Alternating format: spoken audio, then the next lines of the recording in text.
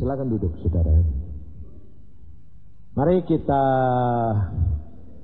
buka firman Tuhan di dalam Matius pasal yang ke-24. Sebab sebagaimana halnya pada zaman Nuh, demikian pula halnya kelak pada kedatangan Anak Manusia. Ya. Saudara, pada waktu Tuhan berbicara kepada saya suruh mengadakan bahtera, membuat bahtera di Semarang, saya belum mengerti bahwa maksudnya Tuhan itu apa. Saya belum mengerti. Karena apa? Karena saya mempunyai suatu kebiasaan, sudah dididik Tuhan dari kecil, umur 12. Sekarang saya umurnya sudah 71. 59 tahun yang lalu, dari pengalaman itu saya mendapatkan satu kesimpulan bahwa hidup dengan Tuhan itu harus benar-benar berdasarkan iman. Nah, iman itu sebetulnya apa toh? Saudara, itu saya yakin semua itu sudah tahu. Tapi bagaimana ya? Tahu ya tahu, tapi tidak mampu, suka lupa. Iman itu percayakan sesuatu yang belum kelihatan toh. Jadi kalau belum kelihatan itu, saudara ngerti apa enggak? Hah? Enggak ngerti toh? Tapi selama ini hidupmu jadi orang Kristen itu kepingin ngerti atau enggak? Hah? Kepingin ngerti masa depan? Kepingin ngerti besok jadi apa? Hah? Contohnya anak-anak sekolah ini dari kecil kan sudah dididik. Harus ngerti besok kamu mau jadi apa, betul? Kepengen jadi apa, betul? Ya toh? Nah, sekarang kalau kamu mau ngerti masa depan, lalu kamu dikasih ngerti, lalu kamu jalani masa depan itu kamu jalani dengan iman atau dengan apa? Kamu jalani dengan iman atau dengan pengertian? Nah, kalau kamu jalani dengan pengertian, berarti kamu jalan dengan iman apa enggak? Enggak. Nah, jadi selama ini kamu hidup dengan Tuhan itu dengan iman atau dengan pengertian? Pengertian, betul? Padahal kalau kamu hidup di dalam Yesus itu penuh dengan pengertianmu, sengsaranya luar biasa. Karena apa? Karena kamu ngerti, setannya juga ngerti. Jadi kamu mau usaha gini, maksud tujuanmu ingin menggenapi rencananya Tuhan dalam hidup kamu. Tapi sebaliknya setan ingin menggagalkan supaya kamu kecewa. Nah, kamu sama setan pintar mana? Ayo, pintar setan, betul? Kamu sama setan pengalaman siapa? Setan. Kamu hidupmu paling-paling cuma 170 tahun. Setan ribuan tahun, jutaan tahun. Jadi dia sangat pengalaman. Yang kedua, setan itu dulu adalah tangan kanannya Tuhan, Allah sendiri. Jadi dia tahu sifatnya Allah, kepengennya Allah, kuasanya Allah, maha taunya Allah. Kenal, saudara tidak kenal. Ya, ngerti. Kenapa kok saudara hidup itu Tuhan mengatakan hanya dengan imanmu?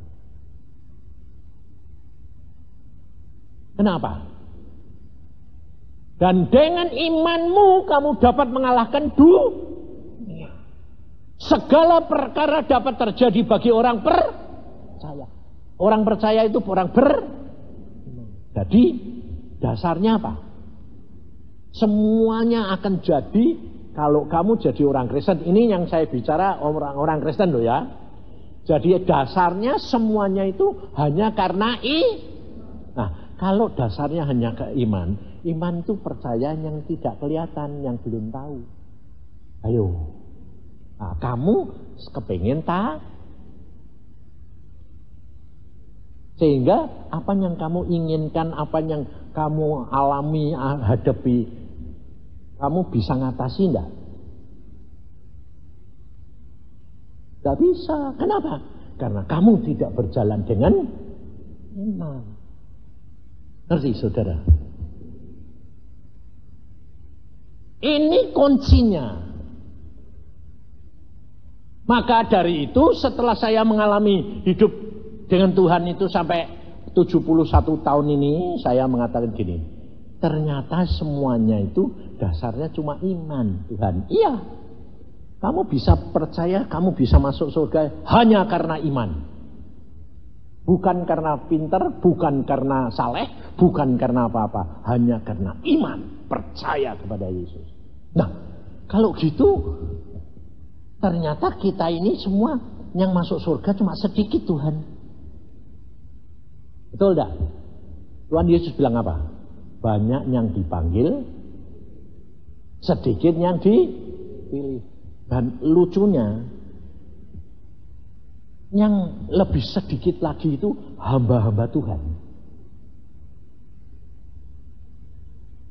Ngerti enggak? Makanya ada pengalaman hamba Tuhan bilang, pada waktu dia dibawa ke surga, dia ketemu sama Petrus, ngobrol sama Petrus. Dia hamba Tuhan ini dipeluk-peluk Petrus, sampai Petrus itu dia mimiknya tuh gembira sekali. Lalu dia bilang, kenapa kamu saya ketemu saya kok begitu gembira? Petrus ngomong gini, sebab tidak banyak hamba Tuhan yang bisa masuk surga. Bahkan kaget dia. Hah? Tidak banyak hamba Tuhan yang masuk surga. Loh, malah hamba Tuhan itu yang ngerti Alkitab, pinter, bisa ngajar orang. Kok tidak masuk surga, kenapa? Karena mereka banyak jadi calo surga. Calo surga ngerti tidak? Ngerti? Kalau kamu mau pergi ke Bandung, ke Semarang, calo-calonya bilang apa? Badung, Semarang. Tapi dia sendiri, kamu yang jadi penumpang, kadang-kadang kamu tidak ngerti. Rutinenya ini dari Bandung lewat mana ya Pak? Tidak ngerti toh? Tanya siapa? Calonnya lebih ngerti. Demikian juga hamba Tuhan. Bagaimana masuk surga? Pinter dia. Karena dia belajar Alkitab. Orang Farisi, ahli Taurat itu pinter Alkitab, betul? Tapi dia masuk surga enggak? Kenapa? Alkitab loh yang ngomong, bukan saya loh. Di dalam Roma 10 berkata apa? Coba kita perhatikan. Ini penting sekali saudara. Supaya saudara dan saya itu mengerti dan mulai berubah. Jangan begitu terus. Roma 10 ayat yang ketiga. Atau mulai dari 1, 2, 3. Saudara-saudara, keinginan hatiku dan doaku kepada Tuhan ialah supaya mereka diselamatkan. Sebab aku dapat memberi kesaksian tentang mereka bahwa mereka sungguh-sungguh giat untuk Allah, tetapi tanpa pengertian yang benar. Sebab oleh karena mereka tidak mengenal kebenaran Allah, dan oleh karena mereka berusaha untuk mendirikan kebenaran mereka sendiri, maka mereka tidak takluk kepada kebenaran Allah. Nah, padahal kebenaran Allah itu siapa? Yesus. Ya toh? Nah, Yesus itu siapa? Firman. Nah, lalu kalau diurut coba, kamu bisa masuk surga hanya melalui iman. Iman terhadap Yesus, percaya. Nah, tetapi ternyata selama kamu menjadi orang Kristen, kamu melakukan firman Tuhan menurut pikiranmu dewek, kebenaranmu dewek. Makanya banyak orang tanya sama saya begini. Saya selalu bilang, baca firman. Lalu omongannya semua pasti pernah ngomong, baca firman ndak ngerti Pak. Ayo, jujur. Semua pernah ngomong gitu ndak? Pernah toh? Baca firman ndak ngerti Pak. Saya jawabannya apa? Ndak usah ngerti. Loh, lah kalau ndak ngerti, bagaimana kita bisa melakukan? Ayo saya tanya, kalau kamu baca ndak ngerti, tapi bisa melakukan ndak? Ndak. Mosok. Coba. Saya ngomong sama kamu, tolong pergi ke tempat sana, beliin salon pas. Kamu ngerti ndak? Di situ ada salon pas pada? Ngerti enggak? Enggak ngerti toh. Toko itu jual salon pas, ada pada kan kamu enggak ngerti toh. Tapi kamu bisa melakukan enggak? Nah ya, kamu tinggal sana, ada pada bukan urusan, yang penting aku melakukan. Itu iman. Tapi kamu maunya gini, beli salon pas, ada enggak Pak? Ayo, jujur. Lebih-lebih aneh lagi. Saya ngomong, kamu pergi ke sana beli salon pas. Tapi di sana tidak ada salon pasnya. Saya ngasih tahu kamu, suruh beli salon pas di sana. Tapi sebelum kamu pergi, kamu mau jalan ini. Tapi di sana tidak ada salon pasnya. Kamu mau pergi enggak? Mau pergi enggak? Itu enggak punya iman. Ngerti? Susah toh ternyata? Susah toh? Karena apa? Ini Alkitab loh. Musa pada waktu disuruh Tuhan bilang, Musa, kamu menghadap Firaun. Bilang, orang Israel bebaskan, itu anak-anakku. Lepaskan supaya keluar dari Mesir. Musa bilang, ya. Tapi Tuhan bisi Musa lagi. Tapi Firaun nanti tak keras ke hati nih, supaya jangan kamu diperbolehkan kamu pergi. Musa pergi enggak? Pergi, karena dia punya melakukan firman, meskipun tidak ngerti. Lucu toh Tuhan, aku mau suruh menghadap Firaun, tapi kamu bilang, tapi aku keraskan hatinya Firaun, nggak dikasih kue. Contohnya gini, kamu butuh duit, mau utang duit. Nah, lalu kamu datang sama saya bilang gini, kue utang sama dia ini orang kaya. 10 juta, kecil. Kamu pinjam sama dia, tapi nanti dia tak kasih tahu, jangan kasih. Bukan kamu yang saya kasih tahu, yang sana saya nanti kasih tahu sana. Itu orang kalau mau utang sama kamu jangan kasih. Lalu kamu mau pergi ke sana utang enggak? Enggak mau toh? Nah, ya itu kamu sebetulnya. Selama hidupmu sekarang ini di dalam kekristenan itu begitu kamu. Karena apa? Kamu tidak mau melakukan firman karena kamu tidak mengerti, atau kamu sudah mengerti menurut pikiranmu sendiri, tidak menurut Tuhan. Padahal yang Tuhan mau engkau nurut, tidak usah lihat Sil. Jalani saja. Nah itu. Ini pengalaman hidup saya. Waktu Tuhan suruh buat di Semarang, itu saya tidak pernah, kita ya orang 7 sembahyang, tiap bulan ketemu sembahyang. Tuhan bilang, kamu bikin bahtera. Buat apa bikin bahtera? Sudah bikin aja. Karena waktunya sudah sangat singkat.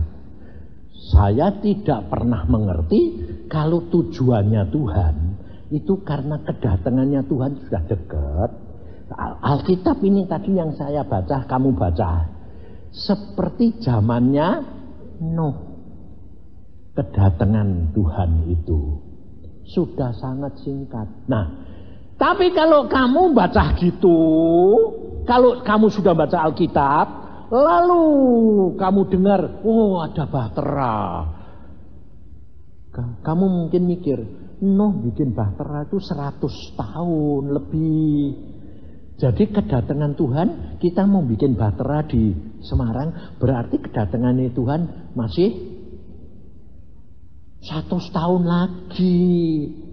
Kalau kamu baca begitu terus ngerti begitu, kamu ketinggalan. Karena sedang mati, sudah mati. Ya toh? 100 tahun lagi kan kamu sudah ada ini. Udah ada semua ini. Ngerti saudara?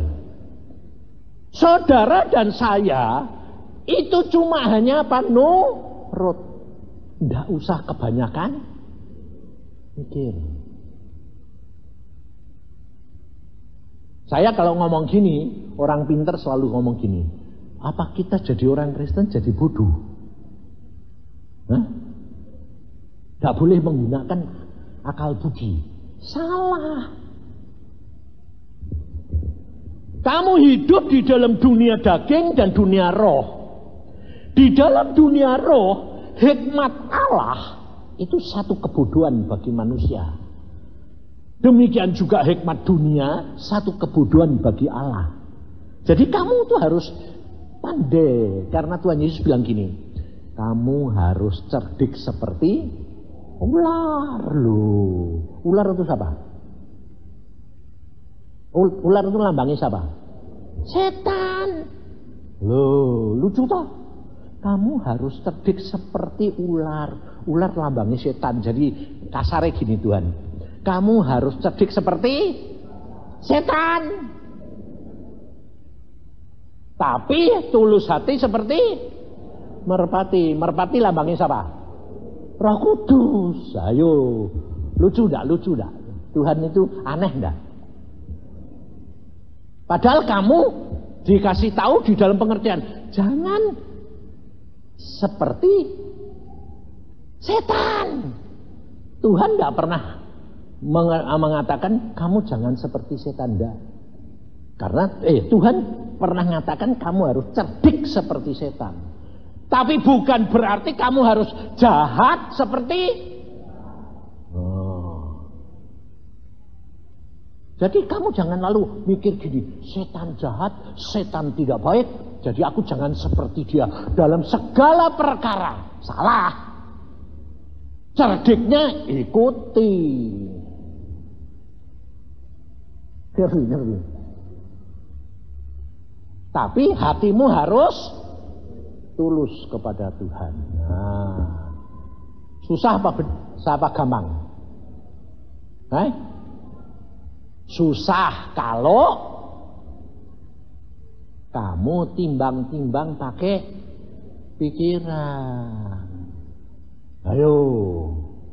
Contohnya gini. Alkitab mengatakan, jangan utang. Betul? Betul?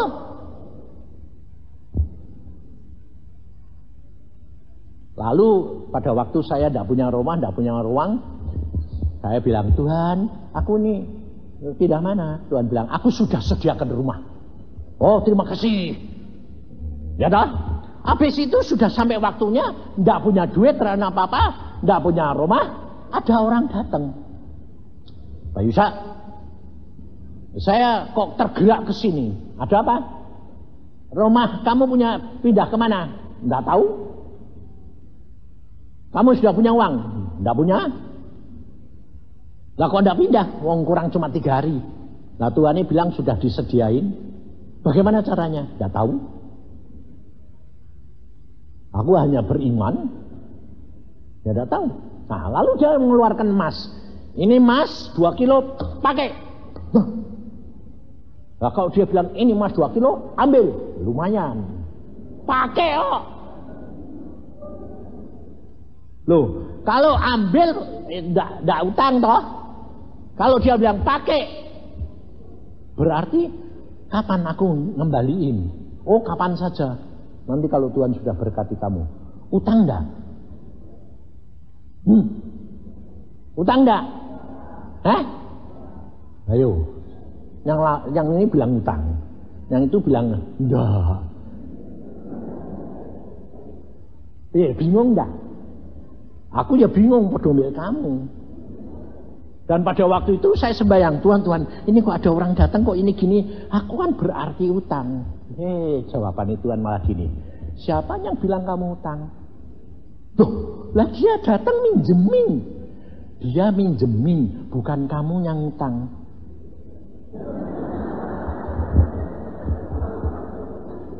Loh, Tuhan bilang apa? Jangan kamu utang. Dia datang ngutangi.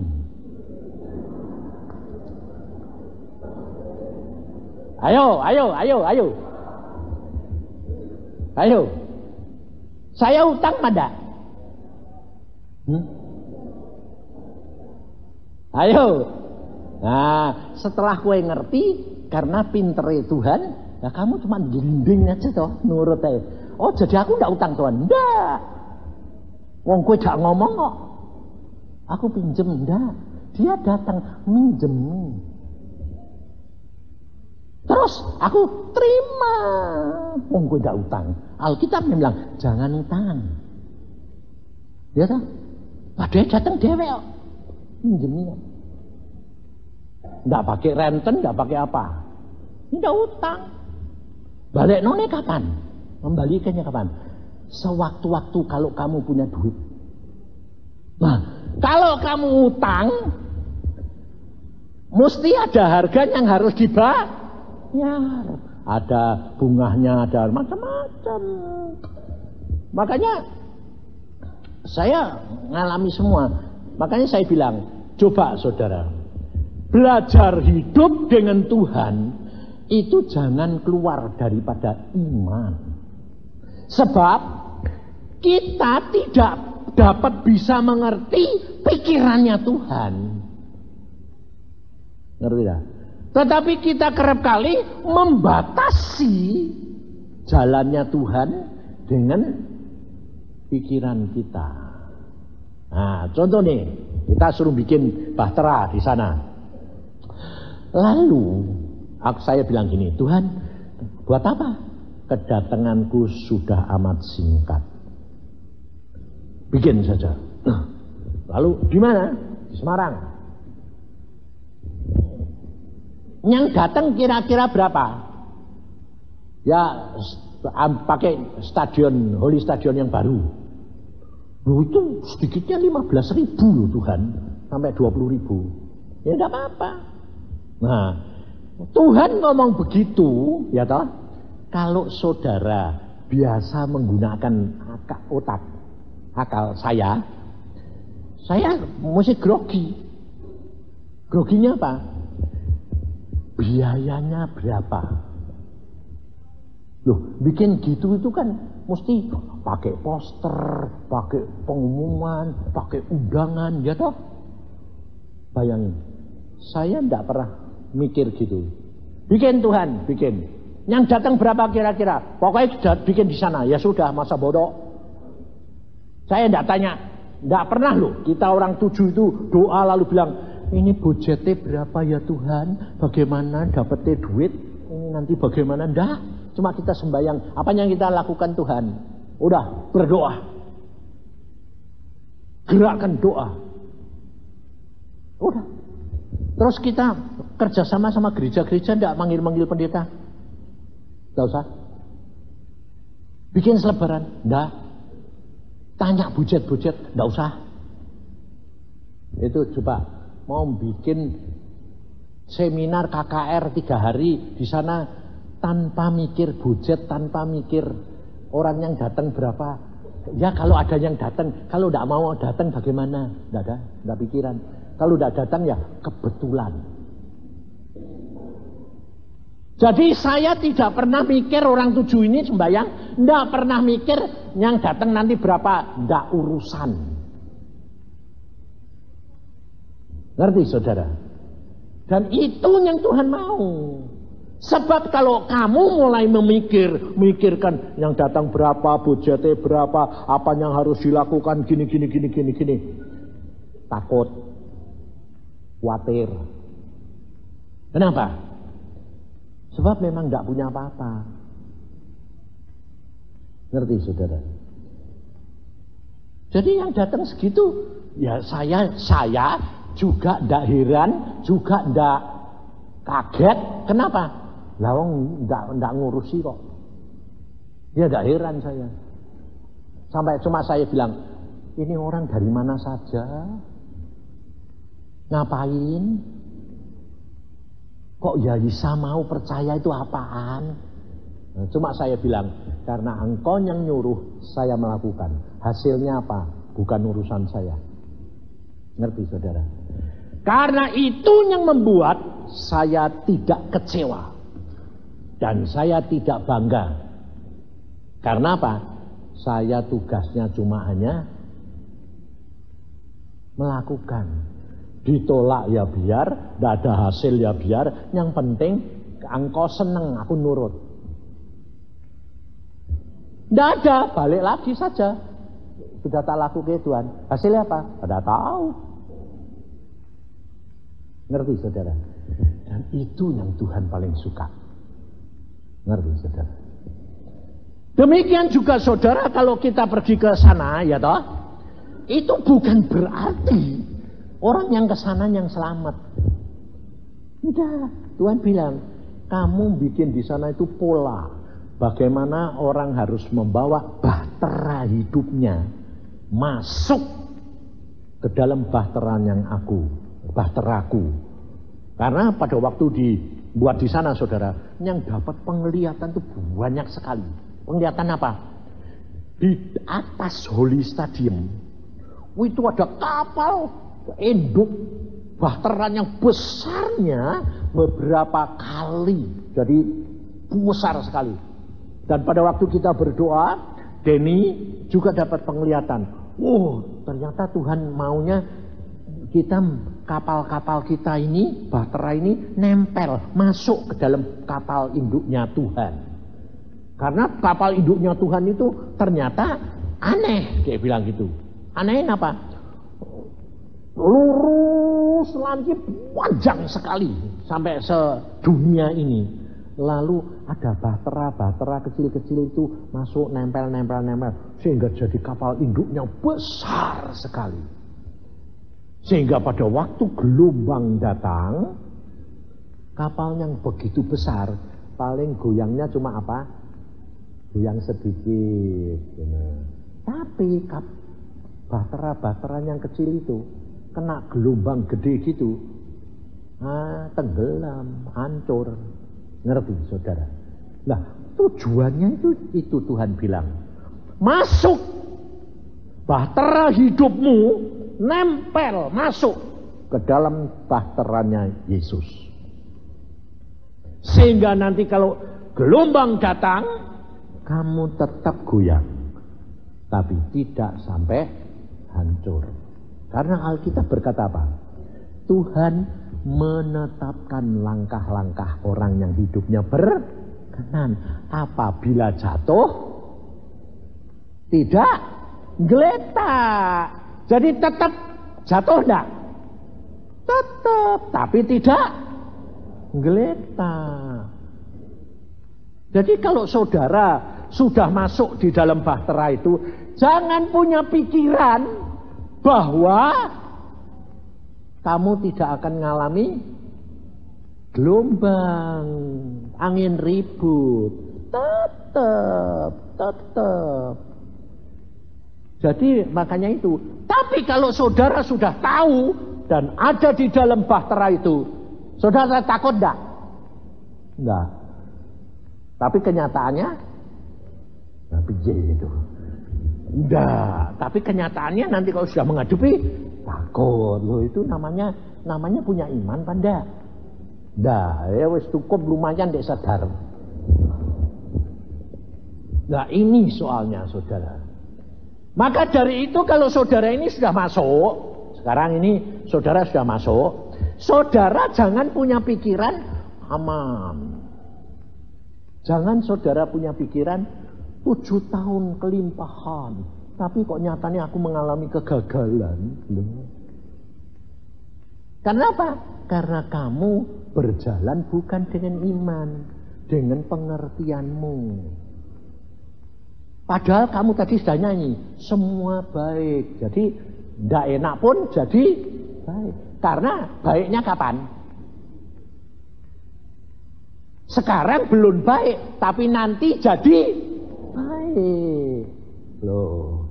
Contohnya, saudara waktu kecil dicacar dah. Dicacar dah. Sakit pada? Sakit. Kenapa sakit? Karena ada infeksi. Tapi kalau nanti sudah sembuh jadi kebal. Loh, jadi Tuhan ngasih goncangan, ngasih angin ribut itu perlu enggak? Perlu. Nah, jadi kalau nanti ada angin ribut, ada goncangan, apa? Kamu santai saja mengucap syukur. Kenapa? Toh tahu, oh itu biasa goncangan sedikit santai. Anggap aja tidur di ayun-ayun. Kalau pikiranmu tenang, damai dan sejahtera, setannya bingung. Karena apa? Karena dia berhadapan sama Tuhan Yesus. Tapi kalau kamu yang panik, takut, khawatir, setannya seneng. Karena apa? Berhasil menarik perhatianmu. Dikacau terus. Maka dari itu saudara saya bilang, alami. Kenapa? Coba kita baca. Di dalam 2 Korintus. Ini yang saudara dan saya harus kembali dan cepat-cepat balik supaya jangan sampai terlambat. 1 Korintus ya. 1 Korintus 2 ayat 9. Ayat ini Anda sudah hafal ini. Seperti ada tertulis, apa yang tidak pernah dilihat oleh mata dan tidak pernah didengar oleh telinga dan yang tidak pernah timbul di dalam hati manusia, semua yang disediakan Allah untuk mereka yang mengasihi Dia. Jadi tidak pernah timbul di pikiran, tidak pernah timbul di hati, tidak pernah mikir, tidak pernah mengira-ngira. Itu yang disediakan. Berarti kamu harus pakai apa? Iman. Tapi saudara kepengennya apa? Ngerti dulu. Nanti kalau sudah masuk lalu pikirannya gini, aku sekarang sudah di bahtera, aman. Padahal saudara itu enggak mikir. Sebab kalau saudara mikir, contohnya ya, Nuh masuk ke bahtera. Setelah masuk, kumpul sama binatang-binatang loh.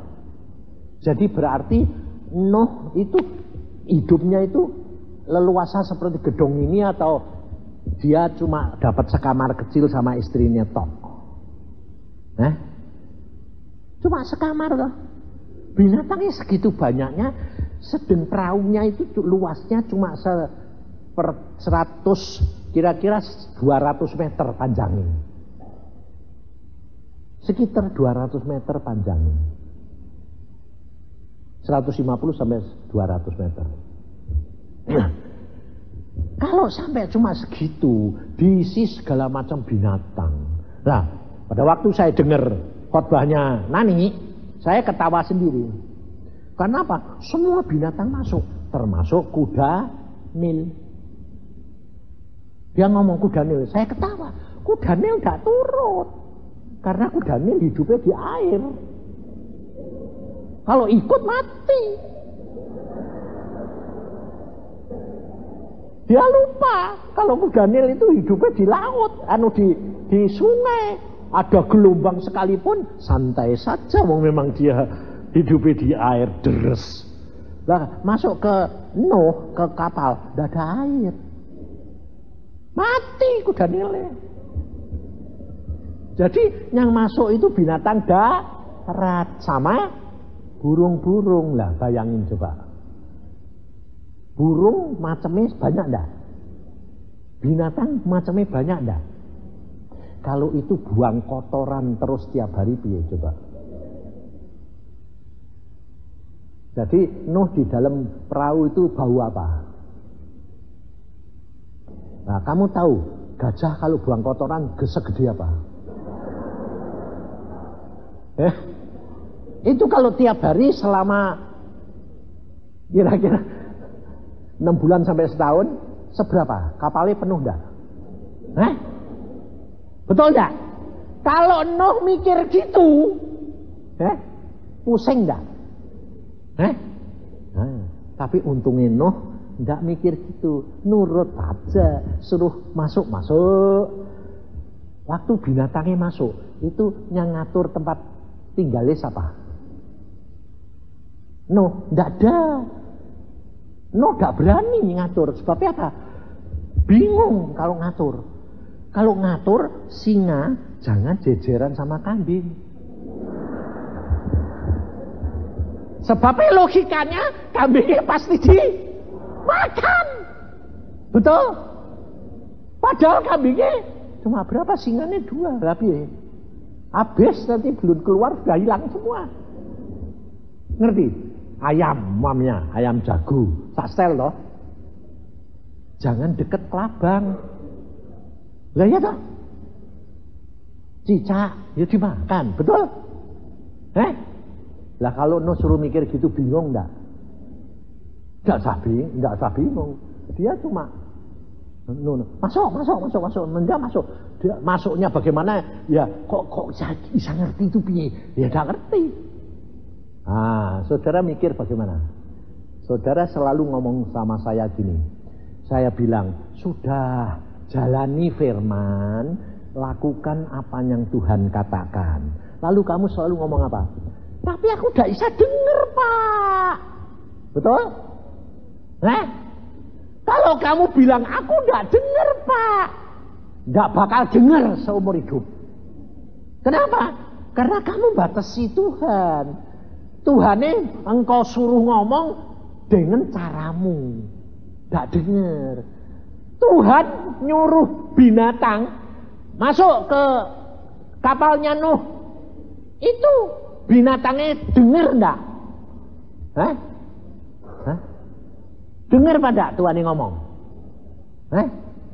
Enggak. Binatangnya ngerti enggak? Enggak. Loh, lah kok bisa masuk? Nah jadi itu.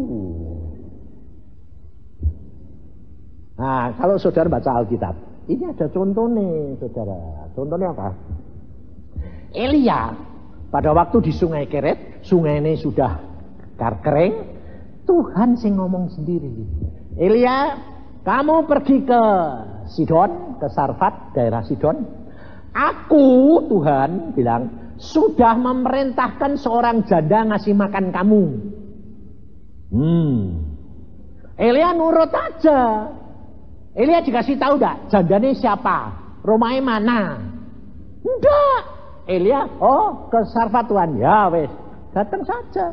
Ternyata di Sarfat ketemu seorang perempuan sedang nyari kayu.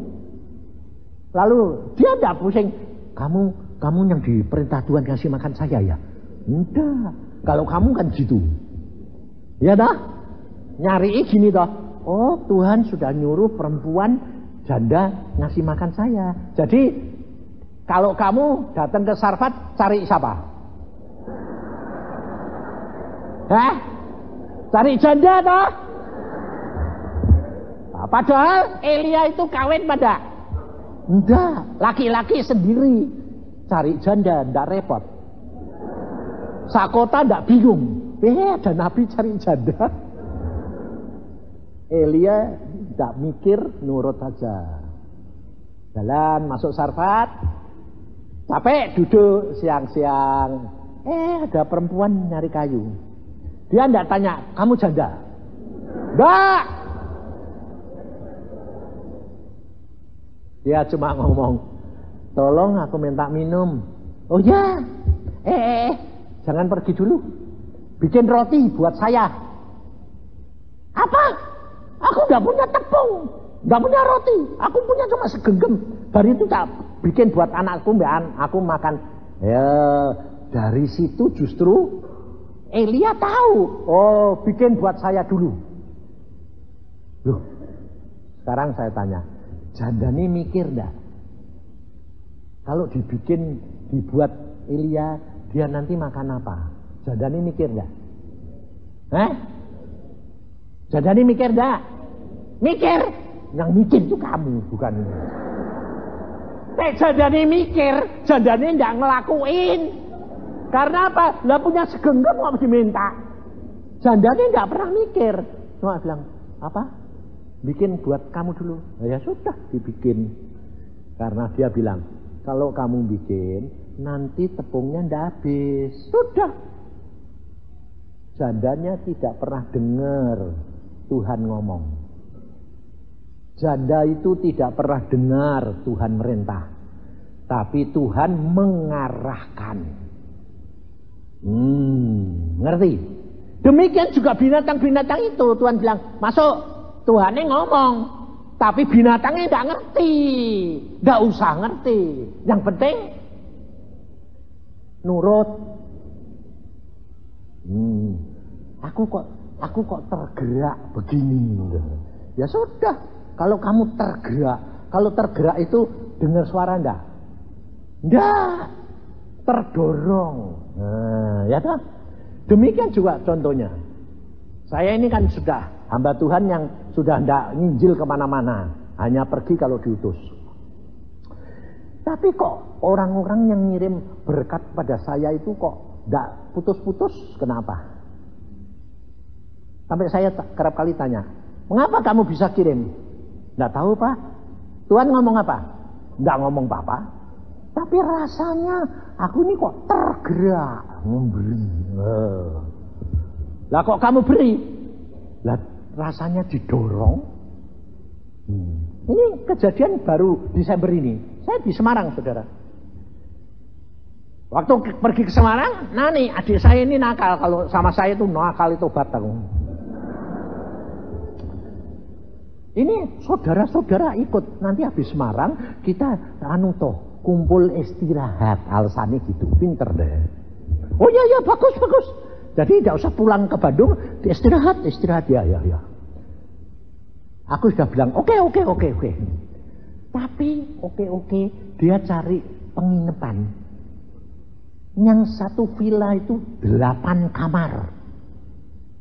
Jadi kan memang indah. Kumpul semua 8 kamar, halamannya gede, makan bersama. Lumayan 2 malam, 3 hari. Wah, ya weh. Ya cocok. Aku belum tahu bayarnya berapa. Pikirku. Ya, dia sing organisasi, ya bayari itu ya. Loh, mestinya kan gitu toh ya. Wong aku kan cuma diajak. Tapi akhir-akhirnya aku bilang, ya bagus, ya oke. Akhir-akhirnya dia bilang ini. Tapi mana minta duit? Cuma saya langsung sembahyang di dalam hati gini. Tuhan, aku nggak harus bayar. Ya wes, tak bayar. Belum ngerti berapa. Ya sudah. Tuhan bilang suruh bayar. Sodori saya jebret piro 30 juta. Semua 30 juta. Lula 2 malam 3 hari berapa? 20 juta. Yang lainnya pergi ke Semarang. Loh, pergi Semarang kok aku kon bayari meneh iki to. Yo sekalian. Tapi wong Tuhan bilang suruh bayar, ya sudah, oke. Nanti tak bayar. Udah. Saudara tahu? Karena saya itu cuma nurut. Saya nggak punya pikiran itu nanti piye, bagaimana? Enggak. Tahu-tahu ada orang telepon dari luar kota gini. Pak, kenapa? Aku kok tergerak. Tergerak apa? Suruh ngirimi duit kamu, Pak. Berapa? 30 juta. Loh, kok pas? Loh, aneh enggak? Aku bilang, wah puji Tuhan. Ada apa, Pak? Pas. Nah, aku bilang pas, dia yang kaget. Hah? Pas apa? Karena ini nanti aku suruh bayar sama Nani 30 juta. Oh, pantesan ya Pak. Nah ya, wah luar biasa Tuhan itu. Kok kamu yang dipakai saluran? Lalu hatinya pikirannya kontak meneh. Kontaknya bilang, kalau gitu kurang Pak. Loh, enggak, pas. Pas toh. Lalu dia tanya, ya kurang toh Pak. Kenapa kurang? Perpuluhannya. Oh ya benar, per bulan 3 juta.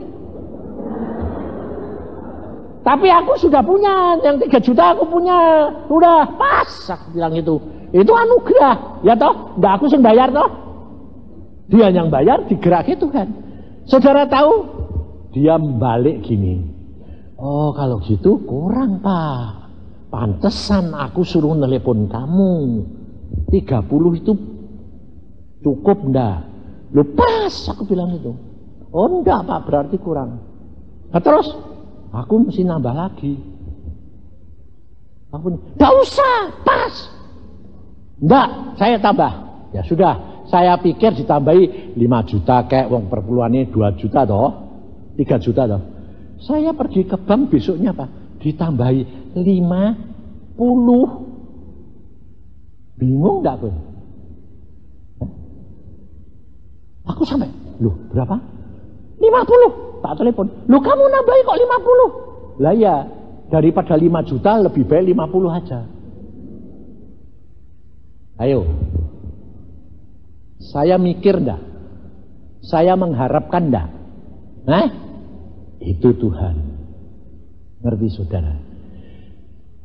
Apa yang tidak pernah timbul dalam hatiku, pikiranku, itu yang disediakan Tuhan. Itu yang saudara harus lakukan. Saudara dan saya sudah masuk dalam bahtera. Jangan menimbang-nimbang merekayasa. Mestinya begini, 7 tahun kelimpahan. Aku kok gini. Jangan dipikir-pikir. Jalani saja. Kalau kamu mengalami gelombang, kamu mengatakan, aku gelombang sebesar apapun, aku sama dengan Yesus. Aku pasti mampu melewatinya. Tapi saudara perhatikan, meskipun ada yang sudah masuk, tapi ada yang keluar.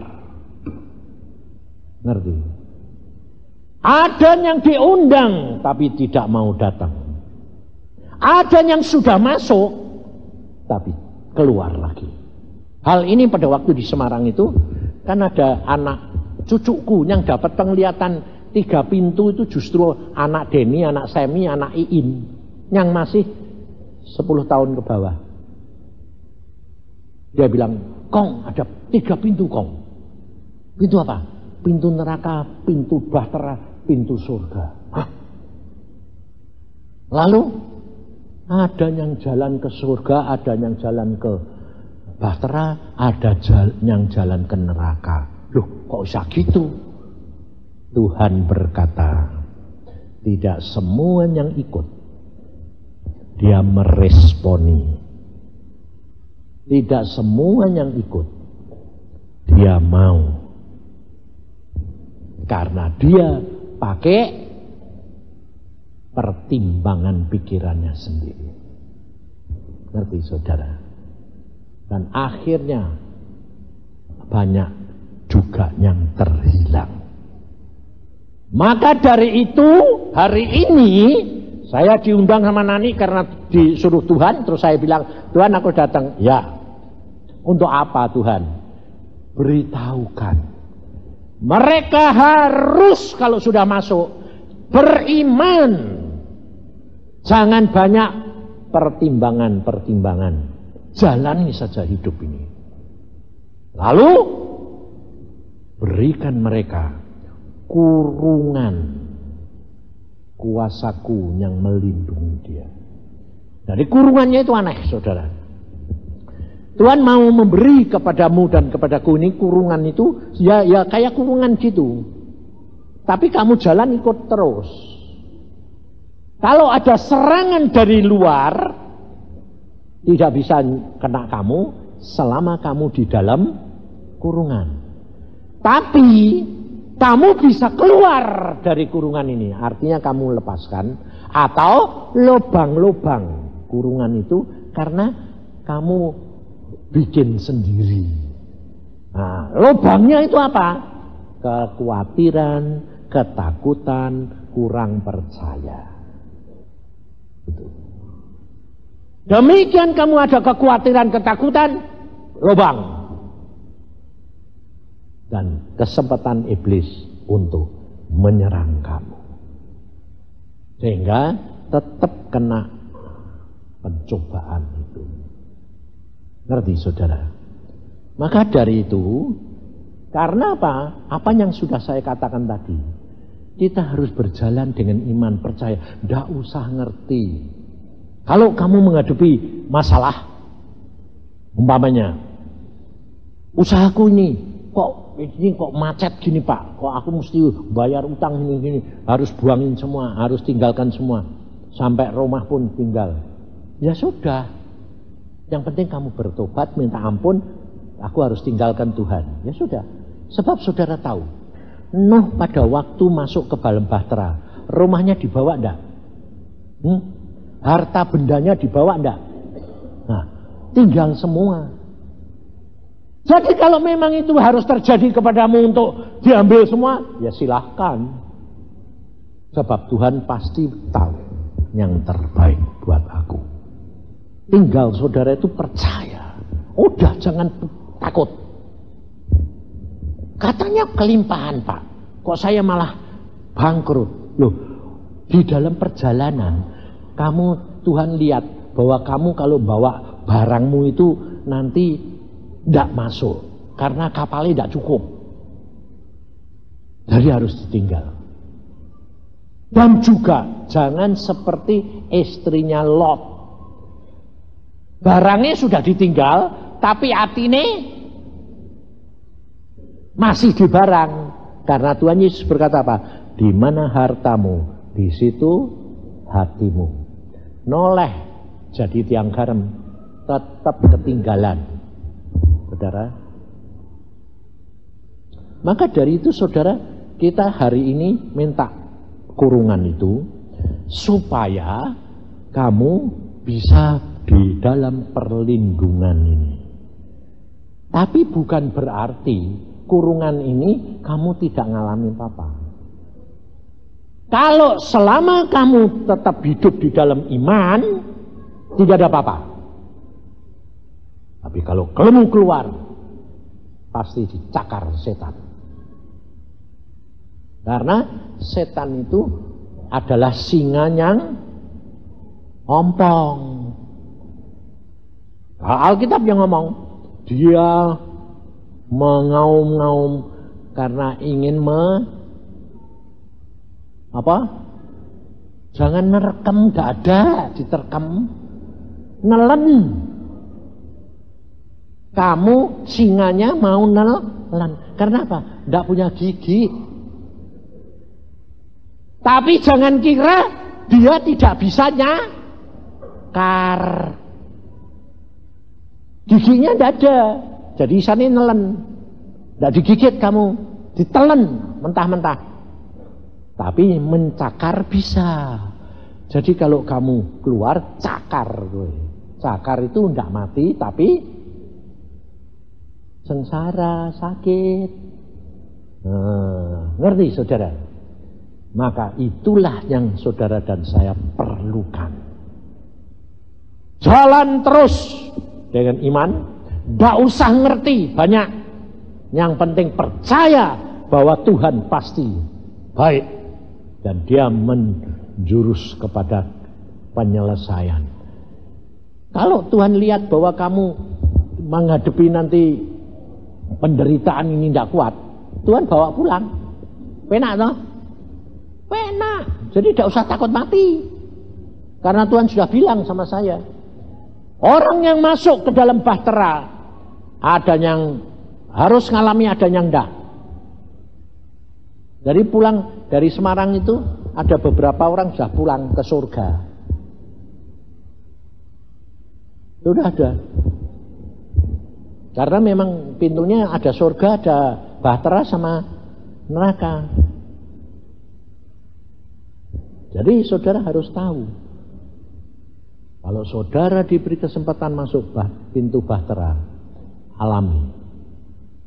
Tapi kalau Tuhan lihat kamu tidak sanggup, masuklah ke pintu surga. Pulanglah. Ngerti? Itu yang penting. Maka dari itu, saudara harus sadar, kamu perlu kurungan ini. Dan saat ini kita minta. Mari kita masuk dalam doa. Tuhan, Engkau sendiri yang menyuruh. Pada saat ini anak-anakmu sudah mendengar, dan mereka mau dan menyadari bahwa dia membutuhkan kurungan ini. Kurungan yang kuasa daripadamu melindungi mereka. Sehingga mereka berjalan barang kemana bersama dengan Engkau. Boleh ada banjir, boleh ada badai, boleh ada segala macam. Kami ada di dalam bahtera-Mu. Dan supaya kami berjalan barang kemana Engkau mau. Karuniakan kepada anak-anak-Mu kepekaan. Karuniakan kepada anak-anak-Mu penurutan. Supaya dia berjalan barang kemana Engkau mau. Tidak dengan terlalu banyak pertimbangan, tapi pertimbangannya hanya ditujukan kepada kehendak-Mu. Paksakan Tuhan kehendak-Mu. Paksakan aku masuk dan tetap ada di kurungan-Mu dan tidak keluar dengan kehendakku sendiri. Semua menghadap kepada Tuhan. Angkat tanganmu minta. Katakan, Tuhan, aku minta kurungan ini. Aku minta kurungan ini daripadamu. Karena Engkau hari ini sudah berjanji bahwa Engkau akan memberi kurungan kepada anak-anak-Mu di tempat ini. Dan tidak usah diurapi. Tapi mereka memohon kepadamu secara pribadi. Terima kasih Tuhan. Sekarang Kau lihat tangan-tangan yang terulur minta kepadamu. Dan sekarang turunkan dari surga apa yang Kau mau berikan kepada anak-anak-Mu. Oh Yesus, sikia karata syakatakaya karata seketekeria katakaya karata se. Terimalah, terimalah, terimalah, terimalah. Terimalah, terimalah. Kaya karata shiketekeria kata kaya karata sakata kaya karata seketeke. Koye kekia karata sakata kaya karata seketeke. Koye kekia karata sakata kaya karata sekete. Terima, terima kurungan ini. Terima, terima, terima. Terus, terus, turun, terus. Terima, terima, meliputi setiap orang di tempat ini. Semua terima. Kaya karata shikikikia karatasa. Jangan membatasi dengan pikiran. Jangan mengatakan aku tidak merasa apa-apa. Ini urusan roh. Tidak semua orang bisa merasakan Yang penting kamu harus terima dengan iman bahwa kamu menerima semuanya ini, karena ini anugerah daripada Tuhan. Terima kasih Tuhan, di mana Engkau sudah memberikan, dan ini akan meliputi mereka kemana mereka pergi. Dan hamba-Mu mohon anugerah daripadamu, berikan mereka mengalami, mengerti bahwa Engkau yang melindungi mereka, Engkau yang memberikan kurungan ini.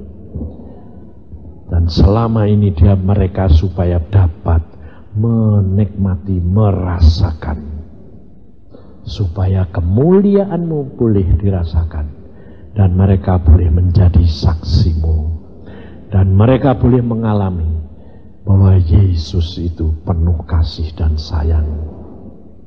Terima kasih Tuhan, karena Engkau begitu baik, sangat baik, luar biasa.